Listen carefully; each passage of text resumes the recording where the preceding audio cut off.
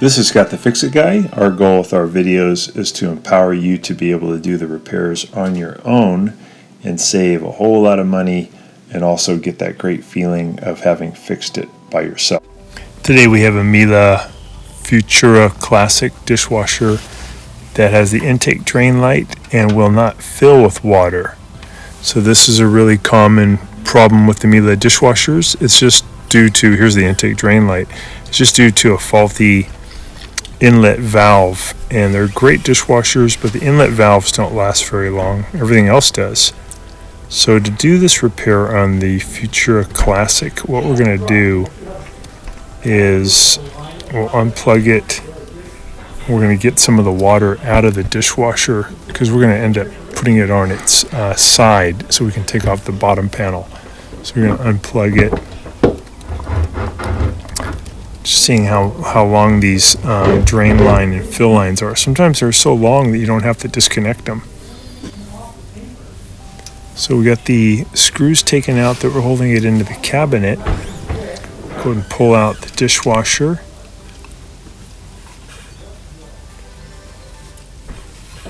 Sometimes you have to lower the legs to do that. And I'm now, we got the triple filter removed. I'm now taking a turkey baster and using it to get the water out of the sump. I just pulled out the one-way valve and just going to shake it, make sure there's nothing caught in there. I'll put that back in, and then I'll use the turkey baster to get all that water out. You could use a towel, would work too.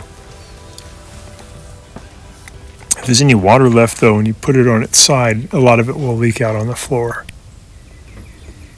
So I'm turning off the water underneath the sink, and I'll turn really strong to the right clockwise to make sure the valves are really off. Then I'll use some pliers to loosen the compression fitting for the fill line, and then I'll just spin that off. Sometimes the fill lines are long enough where you don't have to do that. Today I'll actually be replacing this fill line with one that's similar but has a little bit different fitting to fit onto the new fill valve. You can get these at the hardware store or online. They're really cheap, the fill valves, the fill lines. So I'm just taking out a couple of Torx 15 screws from the front that are holding on the bottom panel. And there's also a couple on the bottom I'll have to take out too.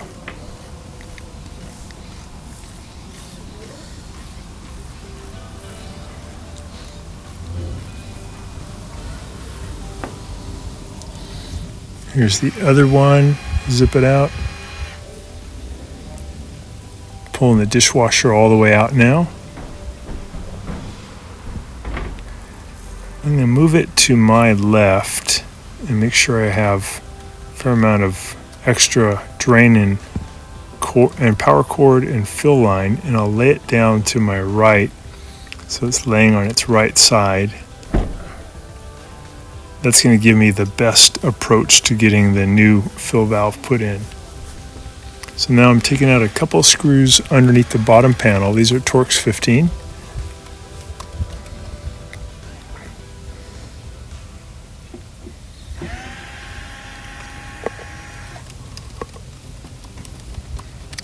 Now I'll lift off the panel. Actually, there's a couple of screws on the front I have to loosen. These two. Then I can lift the panel off, get it out of the way. Usually for Miele dishwashers, this fill valve is located underneath the sink, which is actually pretty easy to get to. But in this instance, on this model, it's located inside the dishwasher. I'm using some diagonal pliers or wire cutters to cut the power wire. And I'm going to split the power wire right down the middle to separate the two terminals. One's in neutral and one's the hot.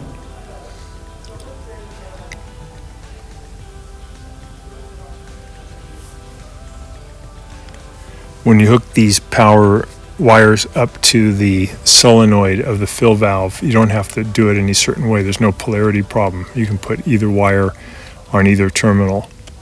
So I'm just separating these by a couple of inches, and then I'll use my wire strippers to strip off about 1/4 inch of wire of the insulator to expose the conductor, to expose the wire. I'm going to put insulated spade connectors on with a crimping tool, and that's how the power will then go to the new fill valve. So you can get these at the hardware store too, or Amazon. So I'm just going to squeeze in to crimp those on, get nice and tight, and then I'll do this side also. If you don't have these insulated type of spade connectors, you just have the bare metal ones, you can just cover them with electrical tape when you're done, but the plastic insulated ones are just safer. So squeeze it on nice and tight. And now the power problem is taken care of. Now I'm using the vice grips. You could just use pliers to compress the spring clamp. And I'm going to squeeze it and then move it to my right by about 5 inches. This is the little brass elbow that comes with the new fill valve. I'm going to put some Teflon thread tape around the male side of it. There's 2 different threaded sides, one's skinny and one's big. This is the big one. We want to put the Teflon tape on and wrap it around about 4 times. And then we'll go ahead and screw that into the fill valve.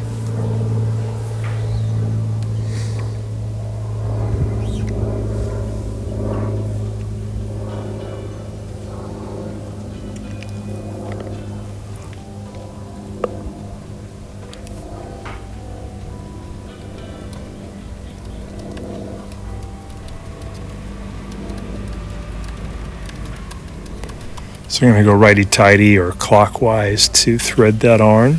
I'm going to keep spinning it until it's really tight.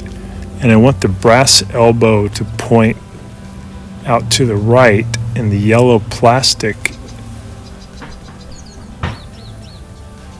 elbow or piece of the fill valve to point to the left, so they'd be 180 degrees apart or pointing in opposite directions.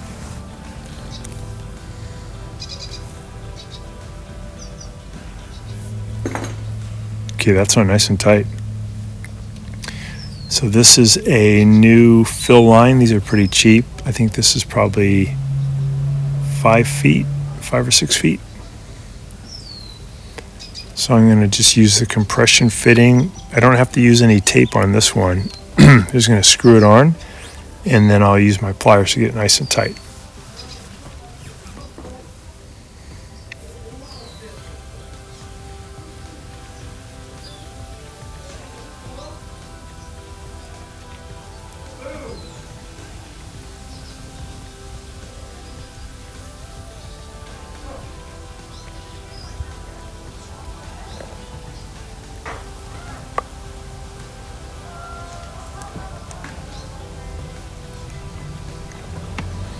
Okay, now I'm just using a standard head screwdriver to help break this connection that's holding on to the drain hose. I'll get that out of the way, and then I'm going to grab this little partition piece with my pliers. I'm going to unloosen this part of the clamp, and now I'll use my pliers to disconnect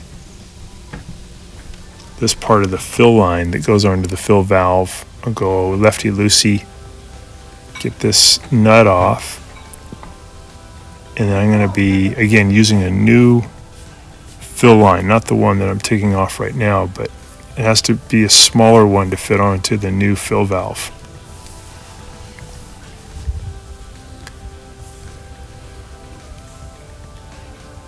Okay, got that off. Oh, that's okay. Something to look at. You can pull the filter out and just look to see how much junk is in there.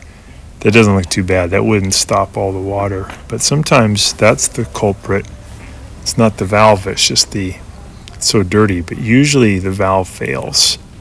So I'm using my diagonal pliers or dikes to cut through at about 4 inches out away from the valve to cut the hose off. There we go. There's the old one. I'll grab with my pliers. I'm going to grab this little plastic piece that's holding on to the silver hose. I'm just going to rip that out of there so I can get that hose out of there.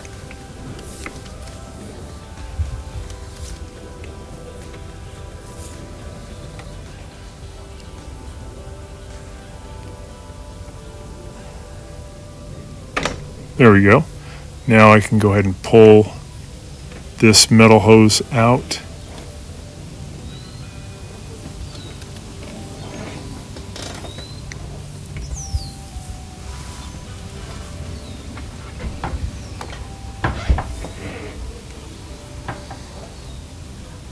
Okay, I'm going to reach around and grab that metal hose, get it out of the cabinet, and then I'll pull it all the way through.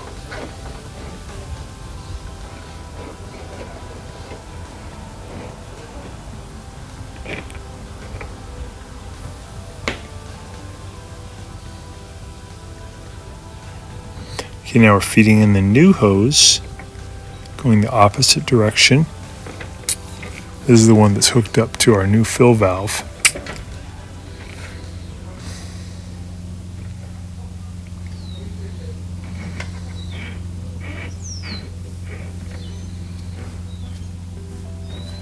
All right, I'm going to hook up the fill valve to the hose to bring the water to the dishwasher.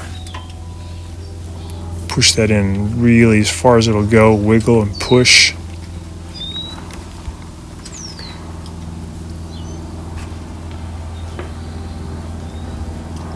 I use the pliers to squeeze the hose clamp, and I get that up real close to the fill valve to hold on that hose.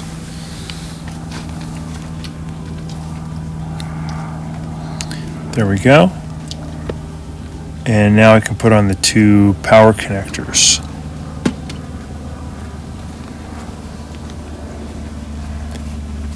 Just making sure I get that hose on really tight.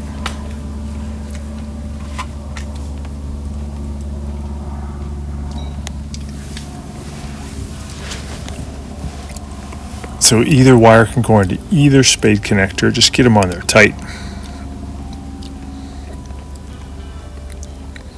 All right, I'm gonna get this twisted in so the solenoid is gonna face up into the machine, because I don't want this to be sitting down low on the lower panel. I want to get this up higher up into the dishwasher. So if the lower panel drip tray ever got wet, it wouldn't get the solenoid wet. I'll go ahead and close these clamps down on the hoses.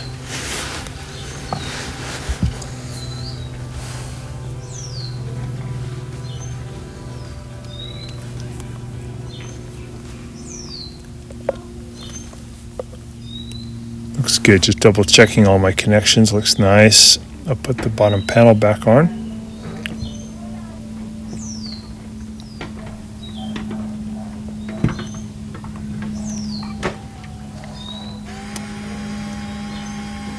All right, tighten those two screws.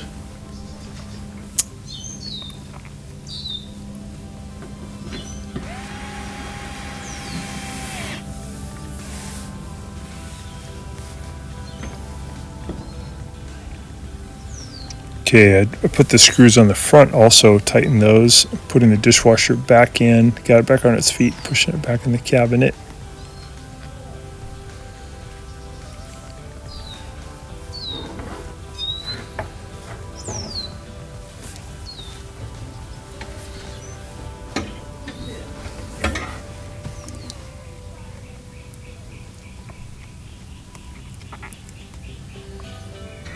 Here's the new fill line, and get that compression fitting on there.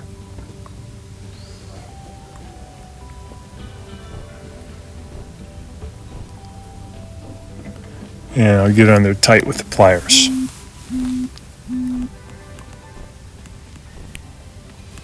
Okay, I'm turning on the water all the way lefty-loosey, counterclockwise.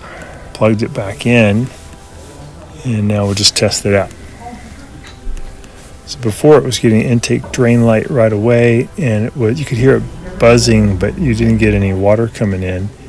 And now it's progressing really good. Put the triple filter back in,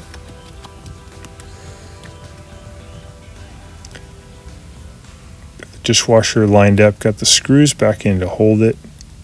Here's the old fill valve, and these are kind of expensive, can be as much as $220, but the fill valve we put in today is about 25 bucks. So I'm just putting the kick panel back in and line up the little stems here, and then kind of wiggle and push. You may have to push in on the plastic tab with a screwdriver to get it started.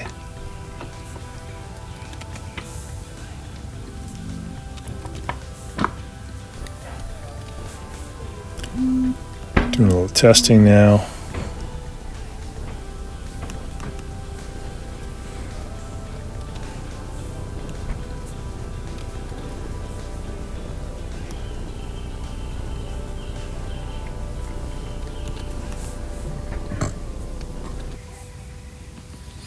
So it looks good. The water level should go up to just kissing the bottom of this white plastic filter handle. That's perfect. And we're back to normal. No more intake drain light. We have a happy Miele.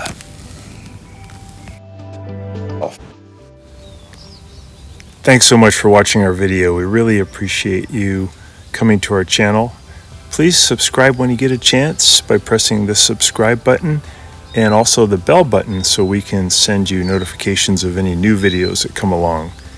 And we have a new thing here called the applaud button. If you really liked the video, if it was helpful to you, if you can click that, we really appreciate that. It shows your interest in our channel and your support, and can't thank you enough. Feel free to contact me at the email listed below, which is scottthefixitguy@yahoo.com, with any of your questions. And also, if you need to have a FaceTime meeting with me or a Zoom meeting, you can click on one of the links below in the description, and we can set up a 15-minute or 30-minute video conference where we can work on your appliance problem. So thanks again for all your support and for watching the video.